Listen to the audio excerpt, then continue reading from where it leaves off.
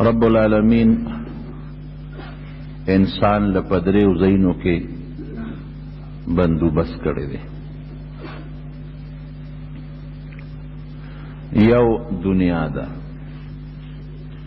دنیا کې لاول سړی د مور په ګېډه کې وي او بیا چې پیدا شي نو د ځمکې د پاسه ژوند تېرېږي. دویم بیا چې د انسان مرګ راشي او نیټه پوره شي د هغې نه پس د قبر لاندې د ځمکې لاندې د قبر ژوند دی. او دریم بیا د قبر نه چې انسان کله پاسي او د قیامت لوی ورځ شروع شي بیا هغه بندوبست دی او هغه زندگی او هغه دریم کور دی. دنیا کې د سړي اوسېدل د خپل اختیار دی. که ځان لره کوټې کور جوړوي او که لوی جوړوي او که پخا بادي جوړوي او که کچه کې اوسي، که جونګړه کې اوسي، خپل کې اوسي، پردي کې اوسي، یوه کوټه جوړوي، دوه جوړوي، په نرمه بستره کې سملي او که په کلکه کې، دا د خپل اختیار دی او الله خپل اختیار دله ورکړی دی او د ژوند د سامان بندوبست یې وله کړی دی. او د مرګ نه پس چې دویمه زندگی او دویم کور کوم شروع شي هغه بیا د انسان اختیار شته او الله داسې یو نظام جوړ کړی دی چې هغې کې ټول انسانان او ټول بندگان تقریبا یو شان برابر کړي دي، خصوصا مسلمان. د هر چا د ځمکې لاندې یو کور د قبر ورته وایي او یو اندازه قبر دی، د فرق پکې نشته چې د ګز زیات دی او د بل ګز کم دی. که د انسان د قد مطابق یو لیش نیمره کوټې او غټ وینو وي به نور د قبر ژوند د ټولو یو برابر دی. هر انسان که هغه بادشاه دی او که هغه ګدا دی، که هغه عالم دی او که هغه طالب دی او که هغه نیک سړی دی او که بد سړی دی او که مالدار د ښې کورنۍ دی او که د بدې دی، د ټولو دپاره دغه یو کور دی او یو ژوند دی. په یو خوره کې به پریوځي، په ټولو د پاسه به دغه لوی کمر د خورې د پاسه انباري او ټول به یو دیوال ته مخي او بل ته شی، برم خوره او لاندې خوره. هر سړی همدقه یو قسمه کور کې او په دا یو ژوند کې به پروتي. الله دې موږ ته ګلې ګلزار کړي. نبی کریم صلی الله علیه وسلم دغه قبر د ژوند متعلق فرمایي چې یا دا د انسان د پاره د جنت د باغچو باغچه ده او یا د انسان د پاره د جهنم د کندو نه یو کنده ده. حفرة من حفر النیران یا روضة من ریاض الجنه. او حدیث پاک کې راځي چې انسان کله قبر کې سملی رام وارثان یوسي او قبر کې سملی او تبه ورپسې ولګي خورې په د پاسه واچي او وارثان ته کله را روان شي د ژوند شروع شو د قبر. انه لیسمع قرع نعالهم، د خپلو مرګرو دوستانو چا چې په جنازه وکړه او کم ورسره دفنه پوری سار شو د هغې د خپو د پیزار هغه کشار او غرار دی اوري. بخاري شریف کې حدیث دی او د ټولو علماو په دې اتفاق دی، د هیچا پکې څه اختلاف نشته چې څوک کوئی مړي اوري او که نه اوري، خو په دې اورېدو د ټولو اتفاق دی چې دا وارثان ته واپس کیږي او دا کش کش قدمونه کوي نو دا مړي اوري په قبر کې. چې خلق ته واپس شي نو فرشتې ورته راشي. اتاه ملکان، دوه فرشتې راشي. انسان که نیک عمله دی او که بد عمله دی، کم چې نیک انسانی سوچه مسلمانی او الله نی خپه کړي هغه ته دا فرشتې راشي نو تپوس ته کوي من ربک، رب دې څوک دی؟ دی وی زما رب الله دی.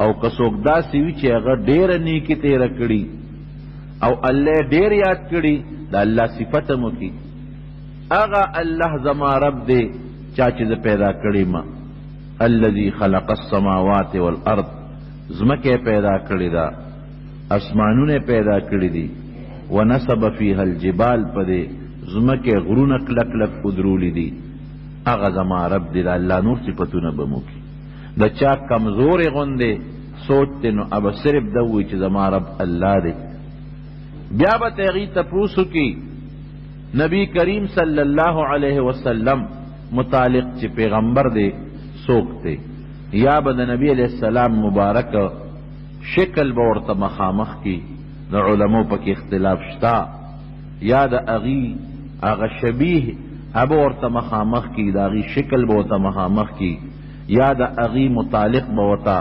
صفات ذکر کی چی اغا کس چی اغا دنیا تراغلیو او خلقو تے ہدایت ورکڑے دے دا سوک دے ذہن کے دے راضی کا نرازی کہ دے سوچا مسلمانی او دا خپل پیغمبر اتباع تابیداری کری دا اغا پا شریعت عملی کری پا اغا دنیا کی درودی ویلی دا اغا احسان منی ابو چی او دا دنو محمد دے صلی اللہ علیہ وسلم کسوک دیر نی کی وی بجاءنی ابنا بالبینات منگتے واضحا دا قرآن شریف آیاتونا او معجزے او خکارت دلائل دوڑی دی منگ پی ایمان روڑا منگے تصدیقو کا منگتے دین رو رساو بیا با دی تپوس کئی چی دین دے سدے کم سیز مطابق پا دنیا کے تا جن تیر کرے دے دا کم یو دین تا پا دنیا کے اختیار کرے دے کم مذہب دے پا دنیا کے اختیار کرے غورا کرے دے دیکھو پا دنیا کی دا اسلام مطابق جن تیر کرے دے منز اسلام یو نوع دا یا اسلام یو حصہ دا زکاة دارنگی روجہ ذکر و اسکار اللہ یو منل دے بوی زما دین دا جن دا تیرولو دا دنیا اغا ذریعہ و اغا نقشہ اسلام دی دین الاسلام دا جوابونا چی دی ولور کی نبی علیہ السلام فرمائی چی افرشتے با وطا اوئی چی منگتا پتا و چی تبا ام دا جواب راکے ستا دا تندی دا دیرانانا منگتا پتا و پتا دا زنکدن تکلیف ندے تیر شوی داغینا منگتا پتا و ستا روخان مخ پا دے گویا دی منگتا پتا و چی دا با جواب ورکے او بیا با وطا فرشتے وی ودشا دا سی ودشا لکه یو عزتمن میلمه چې چاکره میلمه شي ودکیږي هغه څوک به د خوبه پاسی چې ستا ډیر زیات محبت او مینه ورسره او د هغه در سره ډیر محبت او ډیره مینه او حدیث پاک کې راځي چې دا قبر پر جوخت شي دا ول زور ورکی نو نیکمل انسان لزور ورکی دا سے شکل کې دل زور ورکی لکه یو بچی چې سر خوږیږي تکلیفی وته مور غیږ کې ونیسي او ځان ته راجوخ کې زور ولا ورکی او دا بچی د مور ته وی مور لغونې زور نورم راکا دی سر لمن نورم زور ورکا دی وجود لمن نورم زور ورکا چې خدمه شم دقه سي د مینې او د محبت او د راحت لپاره به دا قبر دل زور ورکی او نبی علیہ السلام فرمایي چې هر انسان ته په جنت او په دوزخ کې ځای جوړ دی مسلمان لا کافر لا دته به الله د جهنم غزه او خی غزه تا د پاره جوړ شوی خو تا نیک عملو کا الله دې خوشاله کو دا زیدنا الله ختم کو دې ته بنځي دی به جهنم او وی یحتم بعضها بعضا هغه چې یو پکې اوړي روړي یو څوک په یو خپېږ دی او د اور سې یو تلاندې کېږي او سبل تلاندې کېږي غرغنډې او بدبویې به دې لرې ځای نه به محسوس کی او ابو وینا یریګه ما دا تا باندې خدای حرام کړی دی تا نیکه نیکي کړی سونه به خوشحالي چې خر دې نه بچ شم او تعالی خی که بدعملي دې کړې و دقه ځای له ورتلې دی به په دې خوشحاله شي چې شکر دې لوی مصیبت نه خلاص شم لوی غم نه خلاص شم بیا جنت به ورته مخامخ کی هغه مخامخ جنت ستا ځای دی کله چې قیامت راشي که نه دقې جنت له به ځې دا ستا ځای دی او د جنت نه به ورته نبی علیہ السلام فرمائی یو روشندار کولو شي یو لاره به ورته جوړه شي د جنت خوشبویې د هغې تازه تازه یخې یخې هواګانې دا به د قبر ته راځي او تر قیامته پورې به دې د جنت د باغچو په دې باغچه کې خپل د قبر ژوند تیری. الله دې زمون نصیب کړي. کم انسان چې شهید دی دا هغه روح چې سنګ ته وباسي هغه نیک جنت ته دی، جنت الفردوس ته. او کم انسان چې عام نیک انسان دی یو لوی ځای دی هغې ته علیین وی، هغې صدر دفتر ته د هغه روح لاړ شي. دا روح که په علیین کې پروت دی او که په جنت الفردوس کې، په قبر کې د دې وجود سره د خپل کنیکشن، خپل رابطه او خپل تعلق وي. که دا وجود خورې ولی نشي او هغې سره د دې هغه خپل نسبت شته. لکه نور څومره لرې دی او چې کم ځای په دنیا کې لګي هغې سره خپله رابطه ده.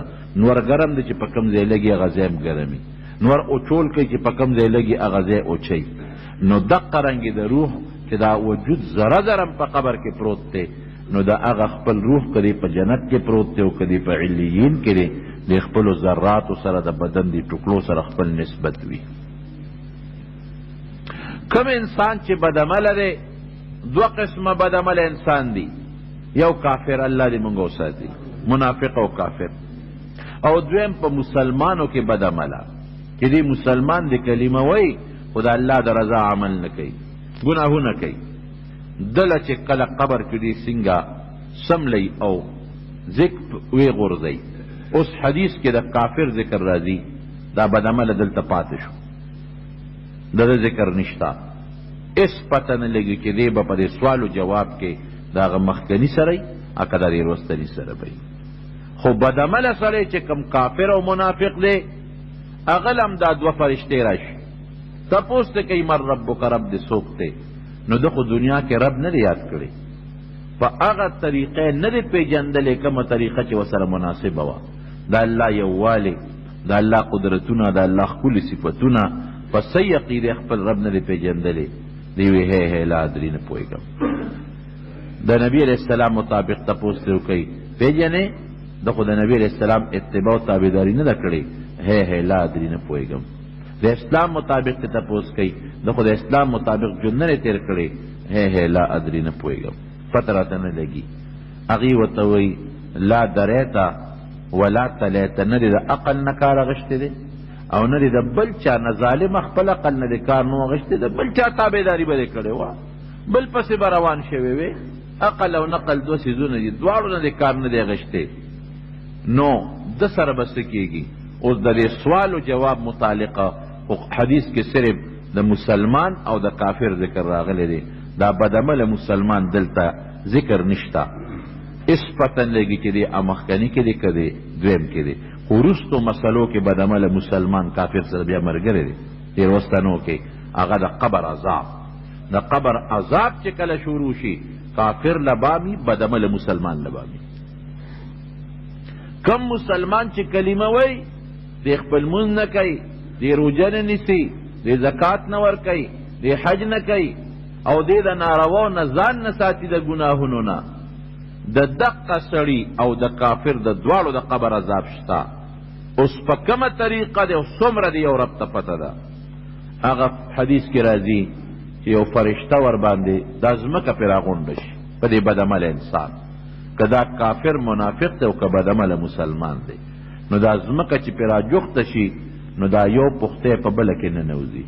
حضور پاک مبارک دا خپلې ګوتې مبارکې داسې کړلې، وی داسې دا پختی په دې پښتو کې ننوځي لکه دا لاس چې سړی دا ګوتې په ګوتو کې داخلي کې، او د سر دا مازغې د نوکانو له لړ شي او دا نوکونه د سر د مزغو له لړ شي، الله دې مساتي.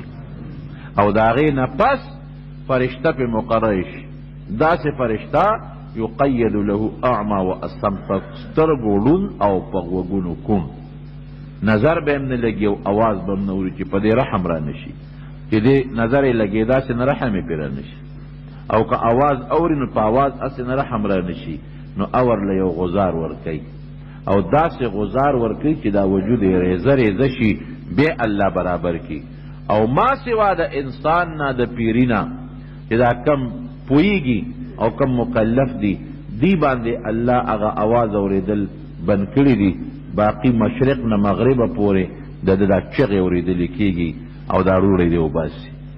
او رب العالمین ورته ماران او خاماران په دا قبر کې په مبتلا کی، او یو حدیث کې د او یو ذکر دی بلکې د سلو ذکر دی بلکې زیات او کم مشتا دار چې خپل عمل دی نو دا مار په لکې هم تک چلی او په سر هم تک چلی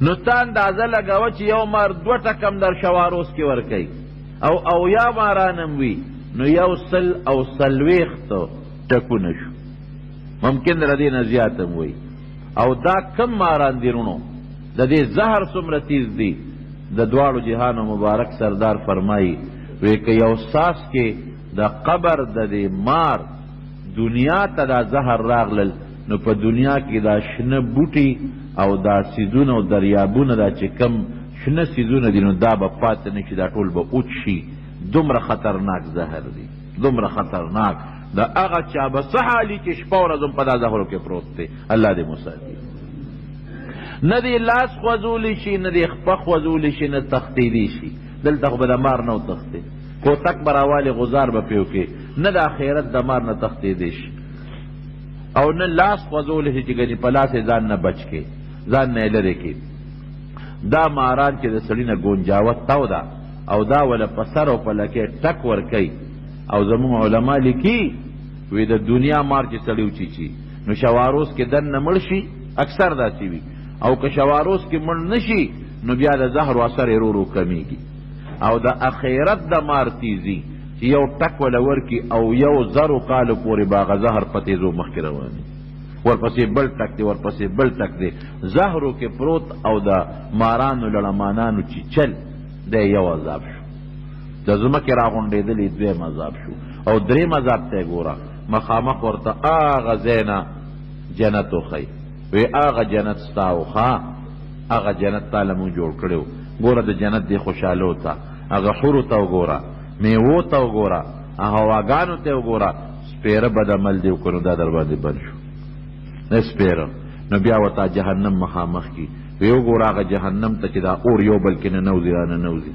او زقوم ته پکې وګوره او د جهنم دغه لړمانانو ته وګوره جهنم کې به د قچر او د اسمره غټ غټ لړماناني هغې ته وګوره سپېره بد عمل دې وکړو نو چې سنګ قبر نه پاسې نو هغه ځای له به نیغ دی هغه مسلمان به وي رب اقم الساعه یا خدای قیامت راولې ولې چې د جنت ته لاړ شمه هغه ته به جنت ښکاري او دا ظالم به وي رب لا تقم الساعه یا خدای قیامت را نه ولې ګورې دا تکلیف دې لږ دی خو کاغې له لاړم چې هلته کې به زه څه کومه دا پې بل عذاب شروع دی زمارونو دا خطرناک عذاب نبی کریم صلی الله علیه وسلم د بقی په قبرستان ورتیر شو دو قبرونو باندې او حدیث کې راځي چې دواړه نوې قبرونو د بقی د مقبرې قبرونو نوې قبرونه تازه ښخ شوي و انهما لا يعذبان دې دوه تفاضات په قبر کې ملاویږي صحابه ورته وایي دواړو ته عذاب ملاویږي او پس کې عذاب ملاویږي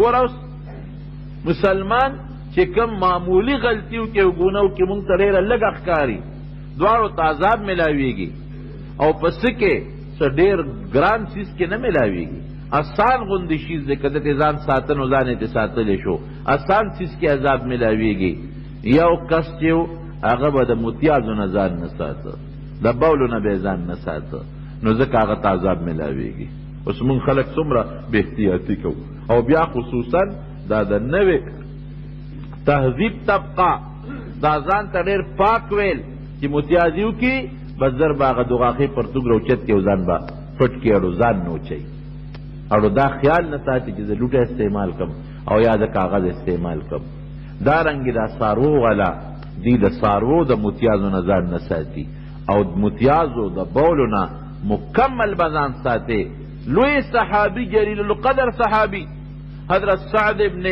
معاذ رضی الله عنه هغه صحابي دی چې عظیم مجاهد دی جناب او د اوس قبیله سردار دی او چې کله دی دفن شو فرشتو د جنازه وړې د قبر ته فرشتو په خپله د کټ قبر ته وړې دی نبی علیہ السلام فرمایي چا کې قبر وړو باندې منافقین وی جنازه لږه سپکه غوندې نه معلومیږي وجود یې جوړ سپک دی نبی علیہ السلام فرمایي فرشتو چته کړې ده ځکه د انسان په اوږه بوج نشته حضور پاک مبارک فرمایي چې قبر کې کېښودلی شو ځمکه پرې راغونډه شوه تپوس یې وکړه بیبي نه تپوس وکړې څه چل یې کړی دی دا خو ډېر مجاهد سړی دی او نیک انسان دی او زما صحابي دی او د بنو قریظه او متعلق عظیمه فیصله کړې ده.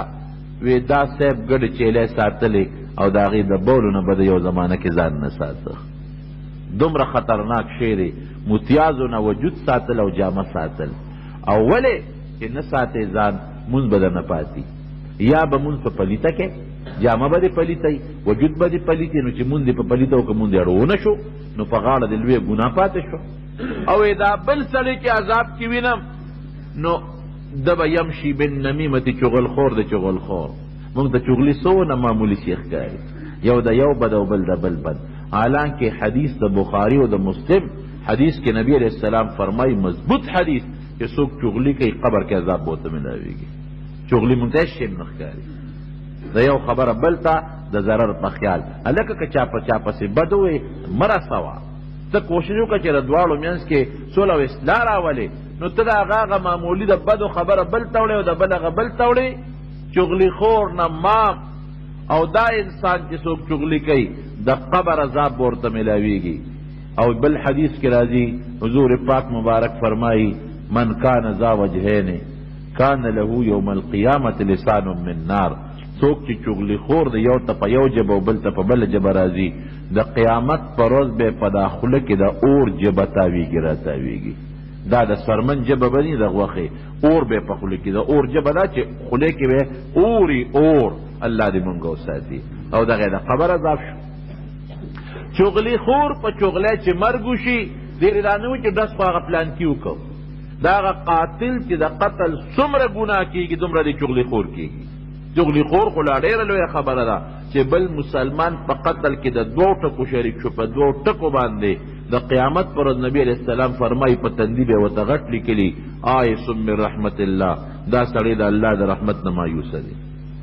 نو د مسلمان په قتل کې شریکوالی د دوو ټکو دومره خطرناک عذاب دی ولا. او بیا چې چغلی وشي او د ده په چغلی مرګ وشي بلکل سوچه پوچه په هغه قتل په ګناه کې دی شریک دی کومه چې دا قاتل کېږي. نو موږ خلک په دې کې بې احتیاطه یو، د یو خبره بل ته رسولې ده، بل ته یو تکندیستی او بل تکندیستی او یو په یو وجل او بل په بل وجل، د یو عزت په یو اخیستل د بل په بل. چته د خیر کار د موږ نه کېږي. نو چغلي خور نو حضور پاک مبارک فرمایي یو د بولو نه ځان نه ساته او بل ته چغلی به کولې ځکه د قبر عذاب ورته میلاویږي. نو بیا د کجور یو څانګه راواغېشته په منځ یې دوه ځایه کړه. نو نیمه په یو قبر خښه کړه او نیمه په بل قبر خښه کړه. وی چې تر څو دا اوچ شوي نه وي نو انشاءالله د الله نه امید لرم چې د قبر د عذاب کې به لږ اسانتیا ورته راشي. یو ختمېدل نه لږ اسانتیا به ورته راشي تر څو چې دا اوچ شوي نه. دا هم د نبي علیه السلام معجزه ده. نو دا د قبر عذاب دی او دا زمونږ دویم کور دی ورته روان یو. هېڅوک د دې کور نه بل طرف ته نشي تللی. روح یې کوم ځای پروت دی رب عمل انسان سجین کې پروت دی. سجین د اوو ځمکو لاندې یو کنده ده، هغې کې نوونه دي، هغې کې زخمونه دي، هغې کې ماران دي، لړمانان دي. او د دې روح سره د دقه بدن تعلق دی که دا بدن ریزه ریزه او ذره ذره او خورې خورې پروت دی نو بیا هم هغه خپل روح سره پوره او کلک تعلق دی او په دې عذاب کې روح او دا بدن دواړه سره شریک دي. دا به نه وی چې روح ته عذاب دی او بدن ته نشته، نه دا بدن که خورې خورم دی الله ته خبردار، که دا ریزه ریزم دی هغه روح سره خپل تعلق او کنکشن شته. حضرت مولانا زکریا صاحب رحمت الله علیه لیکلی دي فضائل صدقات کې د عمر ابن عبدالعزیز یو عادل بادشاہ تیر شوی د هغه متعلق وی چې یو ځل یې جنازه وکړه او د جنازې نه پس راغی یو قبر ته ودرېد او په ژړا شو. ملګري وزیران دې تپوس کوي چې حضرت څه کې تا خو جنازه وکړه خلکو نه وروسته ولې رالې دې قبر ته ولې ودرېدې او جاړې ولې؟ وی دې قبر را سره خبرې وکړې. څه درته ووې؟ وی دې قبر ما ته ووې چې ګورې زه ستا او د دې انسانانو د دنیا د ژوند نه پس لومبی په وړی یم، ماله به راځې او زه څه به در سره کومه؟ وی که سم رانلی نو خبردار زه به ستاسو غوښې د ډوکو نه جدا کړم، زه به ستاسو بندونه د ګوتو نه جدا کړم او زه به ستاسو لاسونه او خپې د وجود نه جدا کړم. دا आवाज می ورید نو ورته ودرېدم. حضرت عثمان رضی الله تعالی عنہ چې د کمې پایې صحابي دی جناب، د نبی علیہ السلام مبارک خلیفہ دی، خلیفہ ثالث، دریم خلیفہ، د هغې په مصلی ولاړ او د نبی علیہ السلام زوم دی. یو لورې ور باندې واده وه چې هغه وفات شوه، نو بیا بله لورې ورته په نکاح کړه، او چې هغه دویم هم وفات شوه نو نبی علیہ السلام وفرمایل ارمان که زما درېیمه لور وې نو ابه مې عثمان ته ورکړې وه. دونه د نبی علیہ السلام مبارک ورسره مینه او دومره ورسره محبت و. او په ټولو صحابو کې یو خصوصي امتیاز لري، ځکه د احد په غر نبی علیہ السلام مبارک ولاړ دی، حضرت ابوبکر او حضرت عمر او حضرت عثمان رضی الله عنهم دا درې صحابه ورسره دا غر اجلقې زلزله پرې راغله. نو نبی علیہ السلام مبارک دا خپله اوچته کړه او دې غر ته یې راوبلوله، اسکن احد، په قلار شه. دا ټوپونه ولې وې؟ تا ته پته نه لګي څوک در باندې ولاړ دی؟ یو در باندې پیغمبر ولاړ دی، ځان ته اشاره وکړه. یو در باندې صدیق ولاړ دی، حضرت ابوبکر ته اشاره وکړه. او دو در باندې شهدا ولاړ دي، شهیدان، پیشنګویي ورکړه حضرت عمر او حضرت عثمان ته. دو در باندې شهیدان ولاړ دي. پوه شو کنه؟ دو شهیدان دي، معلومیږي دا چې دې ته به شهادت نصیب کېږي. دا یو پیشنګویي و د نبی علیہ السلام. او یو مقام کې یو باغ کې بیر اریس مقبا سره خوا کې یو پیو پکې، هغې ته نبی علیہ السلام لاړ. یو صحابي فرمایي وي زه ورپسې شم، وایي مې چې راشه نن د نبی علیہ السلام دربان شو. د هغه څوکیدار شو، د باغ دروازه مې بنده کړه، وی دې کې دروازه وډبېده. ورلم څوک یې؟ وی ابوبکر یم. مې چې ودرېږه تپوس اجازت دله غواړم. نبی علیہ السلام ته مې د الله رسوله ابوبکر اجازت غواړي، وی اجازت هم ورکه او د جنت زیری موله ورکه. لږ ساعت پس دروازه د باغ بیا وډبېده. ورلم مې چې لکه څوک یې؟ وی عمر یم. دروازه کولاو کا، مې صبر کوه اجازت دله غواړم. ورلم د الله رسوله عمر راغلی دی، وی دروازه ورته کولاو کا او د جنت زیری موله ورکه. راننوت. وی لږ ساعت پس چې مې کتل نو حضرت عثمان رضی الله عنه راغی، دروازې وواله. مې صبر وکړه اجازت دله غواړم. ورلم د الله رسوله حضرت عثمان دی، وی دروازه ورته کولاو که اجازت ورکا، د جنت زیری م ورکا او د شهادت زیری موله ورکا، دواړه زیری وله ورکا. وی ما ورته وی چې صاحب راځه جنت هم قبول کا، نبی علیہ السلام زیر در کئی، شهادت هم قبول کا. دومره د لوی منقبت خاون. او نبی علیہ السلام مبارک یو ځل دته اشاره وکړه، وی دا سړی به جنت ته ځي. حضرت عثمان ته یو صحابي فرمایي، وی مې چې ورېږه پوره تصدیق یې والم، ځکه اشاره خو بل چا ته هم کیدی شي. وی ورمنډه مې کړې، حضرت عثمان مې د مټه ونیوه او نبی علیہ السلام ته مخامخ که چې صاحب دی یادې، وی هم دی یادو. او دومره لوی منقبت چې حضور پاک مبارک د ده سره خپل خصوصیاتو. یو ځل ناستو او داسې د پنډی مبارک یې ښکاره وی اعلان دی او ډډه یې والې وه. حضرت ابوبکر صدیق راغی او مغسې نبی علیہ السلام ناستو. حضرت عمر رضی الله عنه راغی، هغې مغسې تشریف فرمو، اړو حرکت یې ونه کړ. ځکه حضرت عثمان رضی الله عنه راننوت. چې راننوت نبی علیہ السلام سم کېناست، ډډه یې ختمه کړه او خپې مبارک یې مکمل پټې کړې، څادر یې په ځان خور کړ. نه حضرت عمر رضی الله عنه لږ یو فوټې جذبات په پکې وو. وی صاحب ابوبکر راغی، تاسو اړوم اقصې خپل شکل باندې ناست وې، اړوم څه دغه ونه کړ، فرق ونه شو. حضرت عمر زر عالم تاسو مغسې وې. او چې عثمان راغی نو ډډه مو ختمه کړه، نیغ کېناستی او خپې مبارک یې پټې کړې. دا ولې؟ وی عمره د هغه چا نه حیا ولې ونه کړم چې د اسمان فرشتې م ترې حیا کوي. دومره د لوی منقبت خاوند. سره د دې نه دغه عثمان رضی الله عنه چې به قبر ته راغی او کې به ناست، نو په ژړا به شو او دونه به یې وجړل چې ږیره به یې د اوښکو نه لمده شوه. دونه به یې وجړل. مبشر بالجنت ته وګوره، جنت زیری ورته شوی دی او د شهادت زیری م دی او د حضور پاک مبارک د زړه قطرې دوه پې واده دي. او دونه به یې وجړل، ږیره به یې لمده شوه. صحابه دې تپوس کوي، د جنت ذکر کېږي نه جاړئ، د دوزخ ذکر کېږي نه جاړئ، او چې قبر له کله راشي نو جاړئ. او ته څه وایي؟ وی قسم دې قبر نه ډېر سخت یېرېږم. چې کم سړی ته جنت زیری شوی دی ته یریږي اسې نه الله غصه نه شي د الله قهر سره سم نه دی بیا هغه خوشحالی د بنده نه هېر شي چې غم راشي هغه د جنت خوشخبری هېر شي چې کله هغه دغه ته وګوري قبر ته هغه تکلیفونو ته وګوري صحابو ته به کشف هم کېده د قبرونو دوی دا د جنت د آخرت لومبی پوړی ده او ما د خپل محبوب پیغمبر نه اورېدلی دي صلی الله علیه وسلم که دا پوړی د چا ښه شوه وروستو به یې نوره ډېره ښي او که دا د چا خرابه شوه وروستو دې نه خطرناکې پوړی را روانې دي قبر دومره د وحدت او د یوازیوالي ځای دی